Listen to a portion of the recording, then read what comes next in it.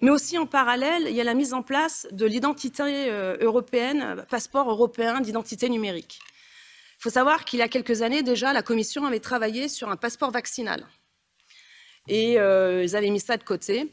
Et donc la crise Covid étant là, ils ont considéré que c'était le bon moment pour la mise en place de ce passeport européen d'identité numérique. Et on est plusieurs à être sur ce dossier et on a vu un problème. Moi, je ne suis pas contre le fait que pour nous faciliter la vie, on puisse avoir tout sur une carte ou sur le téléphone, on est quand même à l'ère du numérique. En revanche, ce qui se pose problème, c'est que dans ce passeport d'identité numérique, ils intègrent les données de santé. J'ai travaillé dans les assurances. Les données de santé, ça vaut de l'or. Parce que quand un assureur, quand un banquier sait à quelle heure vous allez mourir, on sait quel tarif on peut vous donner. Et on peut vous exclure des contrats. Les données de santé, en France, c'était un secret.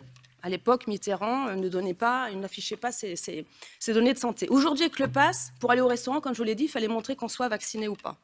Donc, ça, dans nos têtes, maintenant, même à l'école, on demande aux enfants spontanément est-ce que tu es vacciné ou pas. Donc on a un petit peu éduqué les enfants, la population, à ne plus avoir peur de publier ces données de santé. Or, certains, et c'est la crainte, les GAFAM, les assureurs, les entreprises qui travaillent avec nos données, ils ne vont pas le faire pour, vous le voyez bien avec les contrats de Pfizer, parce que s'ils étaient vraiment bons, entre guillemets, ça serait gratuit. Ils ne sont pas là pour nous, ils sont là pour faire du pognon. Et donc la crainte, c'est que ces données de santé qui vont être dans ce passeport ne vont pas être pour nous faciliter la vie, mais pour nous contrôler. Et donc la crainte, quand on a le débat droits fondamentaux, démocratie, on voit bien que derrière, le modèle, c'est le modèle chinois.